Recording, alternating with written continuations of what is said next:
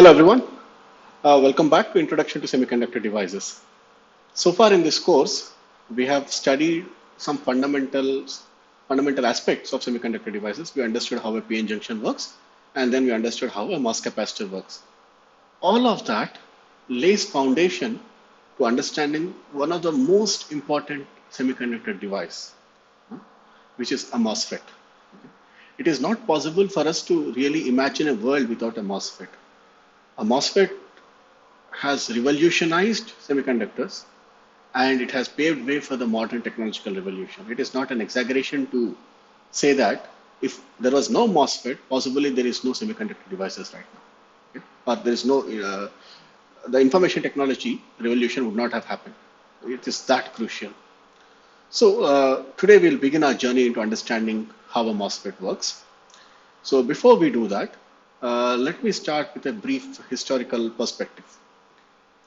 So back in the early 19th century, telephone was invented and then the telephone systems were being laid all across America and Europe mainly. Okay.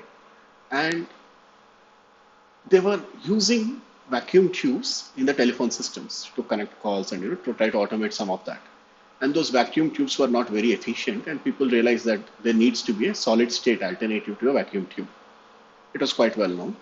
And in the year 1926, a scientist by name Julius Lilienfeld, he had proposed the concept of FET, okay, which essentially stands for field effect transistor. Field effect transistor, and this was in 1926. And he proposed that you could use a combination of metal, aluminum oxide, and then cadmium sulfide. Cadmium sulfide is a semiconductor. So if you use this combination, you can demonstrate field effect, is what he said. But it turns out that this was 1926 and it was not possible to experimentally demonstrate it. He patented the idea, but experimentally it did not work. And almost 20 years went by without much progress. In the 1940s, AT&T Bell Labs was one of the foremost research organizations in the world. And Shockley was part of Bell Labs and he had developed a lot of theoretical concepts necessary for understanding semiconductor devices. And he was also independently, I think, proposed the concept of an FET and he was trying to demonstrate that. So the imperative to actually discover a solid state transistor was actually much more stronger by 1940s. So they were searching for this and then there were many failed attempts. And Bardeen and Brattain also were contributing to this effort, and Bardeen, I believe in 1945, proposed that there are these surface states in a semiconductor which are very important and that help them in the theoretical understanding. And finally, in 1947, Bardeen and Brattain invented what is known as a point contact transistor. I showed this image, I believe, in the introduction, but it was a replica. This is one more replica of the point contact transistor that was invented in Bell Labs. And if you look at this, it's a very crude device. Okay, so it had a piece of plastic, a triangular shaped wedge, which was coated with gold, and then at the tip of the this wedge, there was a cut. At the tip there was a cut here, and then essentially one side of it was like working like an emitter of carriers, and the other side was working as a collector. And this wedge of plastic coated with gold was pushed on a piece of germanium. This was germanium. And literally it was a base of the device, okay? So it was pushed against this base consisting of germanium by a spring. And they managed to show transistor action in such a device. It was a very crude device. It was not at all, reproducible because, if you shake it, the spring moves and then the transistor action is lost and so on. It was not a very reliable thing. But this was the first device that showed transistor action. That is, if you control the current which was flowing into the base, you could, which is usually a very small amount of current, you could control a much larger collector or emitter current. That was the principle. And they could show amplification. Okay. So this was one of the most significant inventions in the history of transistor. This was in 1947, December, I believe. And in early 1948 or so, Shockley, Bardeen, and Brattain came up with the concept of junction transistors, bipolar junction transistors, which are known as BJTs now. Okay. And after about 10 years, they were actually searching, or they were actually trying to make a field effect transistor, but they could not make it work. Okay. And in the process, they happened to discover a bipolar junction transistor. And the challenge, as I said, was actually the interface between silicon and silicon dioxide. So whenever you have this interface between semiconductor and an insulator, that interface has to be extremely good. Okay, so back in Lilienfeld's concept, the interface between cadmium sulfide and aluminum oxide was not at all good. It was having a lot of defects and it did not work. And even whatever Bardeen Britain tried also did not work. The breakthrough came when in 1957 or so, a scientist by name Atala, he was working on diffusion of dopants through a mask, silicon dioxide mask, and they noticed that if you have an interface between silicon and silicon dioxide, it had a very, very good quality interface. And that led, immediately to, the idea of a MOSFET, which is essentially metal oxide and semiconductor, right? So the MOSFET was demonstrated by Atala and Kang in 1959. So about 10 years after the invention of a point contact transistor. And immediately in a few years, Robert Noyce, who was actually one of the founding members of Intel, he proposed and demonstrated a concept known as an integrated circuit. So he integrated various MOSFETs on a single piece of silicon, and this was one of the first ICs that was demonstrated. It was demonstrated by Fairchild Semiconductor, where Robert Noyce was working at that point of time. Later, he split up. Him along with Gordon Moore and others, they founded Intel, okay, which makes all our processors even today. So you see, here is this idea of using a single point contact transistor having these elements is a very, very crude one, but quickly this idea of integrating these things on a single chip. So you see that there are multiple inputs, there are these transistors. You will understand slowly in the next couple of weeks why these what these things mean. Okay, we will talk about that later. But we had fabricated one of the first integrated circuits, and this was a very significant breakthrough in terms of science. And thereafter, it is essentially increasing the scale of these devices, or making them smaller and smaller. And by the way, the bipolar junction transistors were predominant in 1960s, but by 1970s, MOSFETs became the dominant technology world over. And today, you see that MOSFETs are the most commonly used device in semiconductors. Okay, so what are these transistors? Okay, when we can even think of junction FETs and things like that, but I'll just broadly talk about two classes, which are bipolar junction transistors, a BJT, and a MOSFET. Okay, metal oxide semiconductor field effect transistor. Okay, so what is a bipolar junction transistor? Well, essentially, it is consisting of two PN junctions. You could think of it like this. Okay, so let's imagine that you have a N-type semiconductor. I'll make a P-type diffusion region in that. We talked about it when we talked about PN junction, right? Making a PN junction, you will diffuse a P-type. And after that, I'll again diffuse another N-type.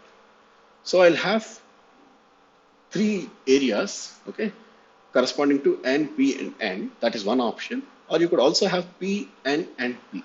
Okay, these two combinations are possible. And schematically, you could show this as simply a piece of silicon consisting of three regions, N, P, and N, or you could have P, N, and P. Okay, so three blocks. So essentially, you have two junctions, two PN junctions now, right? We understood how a single PN junction works, and a BJT is essentially simply two PN junctions. And you have again depletion and whatever we talked about, right? Forward bias, reverse bias, all that works in this also. Okay? And it turns out that one of them we call as emitter, one of them we call as base, and one of them we call as collector. Okay? So we can study this in greater detail, but in this course I have decided not to really focus on BJTs. The reason for that is, BJTs have been dominant in 1960s. After that, they are not that much used. MOSFETs are what are more commonly used now. And I felt that, I would spend time discussing MOSFETs in greater detail than actually talking about BJTs. I believe BJTs are part of the GATE syllabus in ECE or, EE also, I believe, to some extent. But, having understood the concepts of PN junctions, I'm sure you can follow up the concepts of BJTs by, looking at some other material I can also post some references for that. Or even, Pierre has it and Neiman has it. Everybody has some chapters on BJTs. You could read up a little bit about that. The basic ideas are that, in BJT, you could basically have three currents. Okay, I'm just giving you a glimpse of it. Later I will talk about it. So you have emitter current, and that will be equal to base current plus collector current. Okay, this is how it is. Emitter, base, collector, right? So usually the base current is a very small current, and by controlling the base current, we could control the emitter current. That's why you get the amplification. There's something called as beta and alpha. You can look up all that. Okay, it doesn't take you much time, but I would not cover that in this course. Okay. So what we will talk about in depth is a MOSFET, okay, which is basically a metal oxide semiconductor, which we already discussed the MOS system in, when discussing the MOS cap. And what we will do is a MOSFET consists of a MOS capacitor plus two additional regions. This we have already seen, metal oxide semiconductor. But now we are adding a N-type diffusion region and another N-type, two N-type diffusion regions. Okay, these are highly doped, high N plus it is, okay, diffusion region. Okay. We call them as source and the drain. One of them is called source, one of them is called the drain. There is no real, physically there is no difference between a source and the drain. It's just a matter of what voltage we are applying to it. Okay, that's where the convention comes about. But in terms of doping, typically they are symmetric. Okay, you can interchange the drain and the source and nothing much happens. Okay, the transistor would still work. All right, and then the gate anyway we have already seen, and we will also introduce another terminal now, which in the MOS capacitor discussion we didn't mention it specifically. We just called it substrate. And now you could call it bulk or body or even substrate. Okay. So typically people don't use substrate because we tend to use source for S, for source. If you put substrate again, that becomes S and it's confusing. So we use bulk or body typically. Okay. So this we call as this is the D terminal, drain, source, gate, and bulk. And we apply various voltages to these four terminals, and that leads to some effects. So this configuration is called as an N-MOSFET. You know by now that NMOS is when you have a P-type substrate and you have an N inversion layer, right? That's why it's an N-MOSFET. And you can have a complementary device which is a P-MOSFET, which is consisting of N-type substrate and P plus drain and source. Okay, these diffusion regions are P plus. So that's it. So basically we have the MOS capacitor plus two additional terminals. Okay, so how does this help us? Well, to understand that, let's look at the structure in a couple of ways. Okay, we have already seen this side view, and if you take a cross section of a MOSFET, this is how it looks. We could also have a top view. If you look at it from the top, how does it look like? So it will be you have a gate which is having a certain length. So this is important terminology. So the length of the gate is essentially the distance between the source and the drain. So this is my length here. Length of the transistor. And this was only, in 2 dimensions. But if you extend it into the volume of the semiconductor, into the paper, it's a 3-dimensional structure. And that 3-dimensional structure is showing you that you have this region again here. This is the width of the transistor. Okay. From the top view, it looked like this. So what you have is a wafer of silicon. You have source and the drain diffusion regions here, which are shown in yellow here. Right? These are highly doped diffusions. Okay. If it's a NMOS, it will be N plus. If it's a PMOS, it will be P plus. Okay. This is a diffusion region, and then they are separated. It's not really separated in the same plane. It's out of the metal is actually the gate is out of the plane. But when you look at it from the top, it looks like the gate is separating the source and the drain. But it's only from the top, right? Physically, we see that there is this oxide in between. Okay. So this is the top view, and you also have a 3D view, which is essentially showing you the same things. So you can have a length of the transistor, the width of the transistor, which is again another important parameter. Okay. So on a piece of semiconductor, I can make many of these, devices. For example, if I take a wafer, I'll take, one MOSFET, second MOSFET, and third MOSFET. I can make like many MOSFETs separated laterally, and we can connect them. And that is an integrated circuit that we talk about. So we are already doing it. Like if you take the most modern semiconductor chip, which is let's say an Intel processor, if you take a Xeon processor, it'll maybe be a size of 1 or 1.5 square inches, okay, and it'll have a few billion transistors. So many of these devices are integrated, and the challenge comes in how to integrate all of that.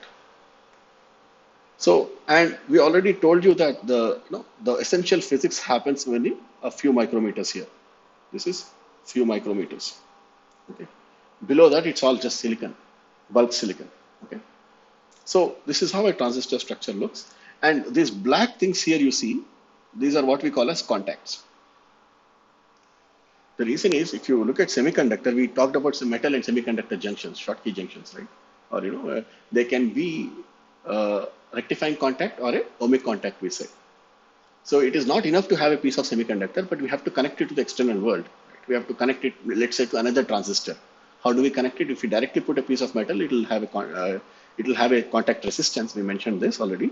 So now to avoid that, we can engineer these contacts in such a way that, I mean, one contact would suffice, but we just typically make more contacts to minimize the contact resistance.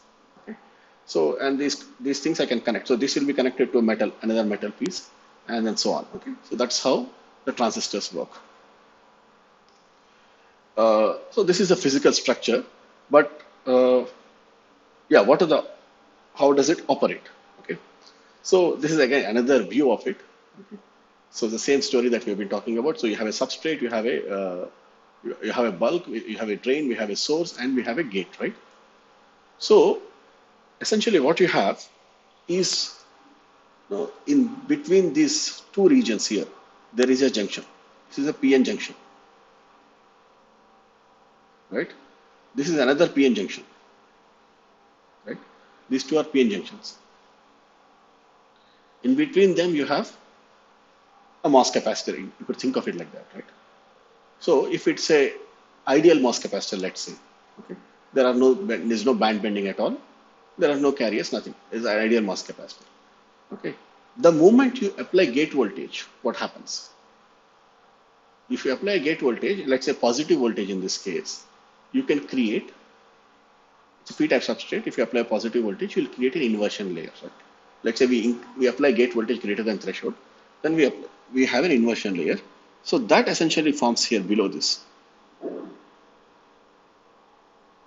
Just below the gate oxide, you will have an inversion layer. And what is the inversion layer consisting of? Well, this is electrons, inversion electrons. So what does it do when you have an inversion layer like this just under the oxide? Well, essentially you're connecting source and the drain. Correct? Source and drain, right? So current can flow from source to drain.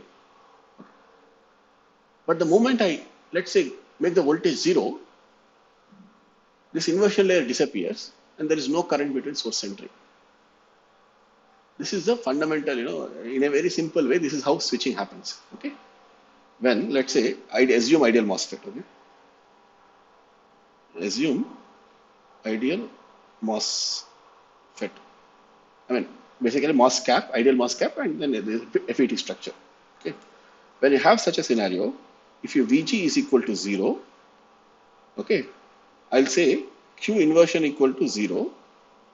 That means we could talk of drain current or source current. Both will be equal here because oxide is actually perfect oxide, right? There is no leakage. So typically source and the drain currents are equal. So I'll simply talk of drain current equal to 0. Okay. But when VG is greater than VT, Q inversion is not equal to 0. There is some substantial amount of inversion charge. So ID basically is not 0. So current flows. Okay. This is what we call as an enhancement type MOSFET. Why do we say enhancement? Well, there is no inversion charge at 0 voltage, but the moment you apply positive voltage, we are actually creating an inversion charge. So at no voltage state, like Vg equal to 0, it does not conduct current.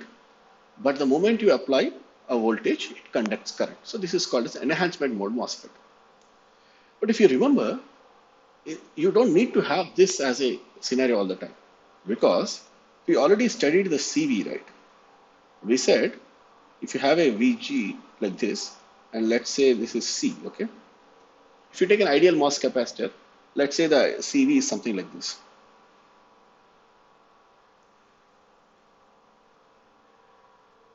I'm showing the LFCV.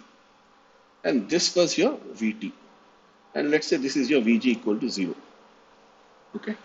Or 0 volts, so yeah. So now at VG equal to 0, the device is maybe mildly depleted, but it doesn't conduct current. There's no inversion charge to conduct current, right? This is how a CV could look like. But we also saw that there can be many things like metal work function difference, and then there can be also some fixed oxide charges, because of which you may not have this condition, but you might have a situation where your CV looks like this.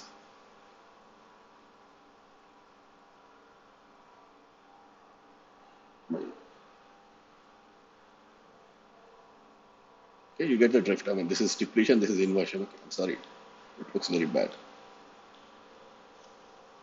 Let me.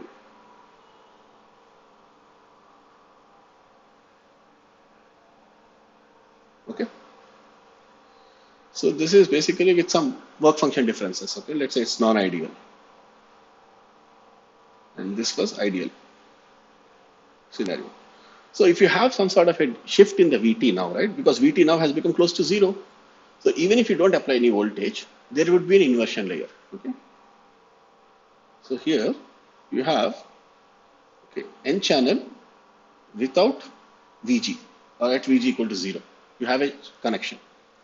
So you don't have to apply any voltage, it will simply conduct. But then if you apply negative voltage to this, then you will push the, if you apply negative voltage, you will push the electrons away, and then you will have the channel removed. Okay. So in this case, let's say if Vg equal to 0, there is Q inversion is not equal to 0. So ID is not equal to 0. It is conducting when there's no voltage. But then a Vg is let's say negative. Okay, I'll just say that much. Okay, it has to be sufficiently negative. Then Q inversion is equal to 0, because it pushes away the electrons, and then this depletes the substrate. Okay, ID equal to 0. So we have to deplete the you have to push away the inversion charge and deplete it. So this is called as a depletion mode MOSFET.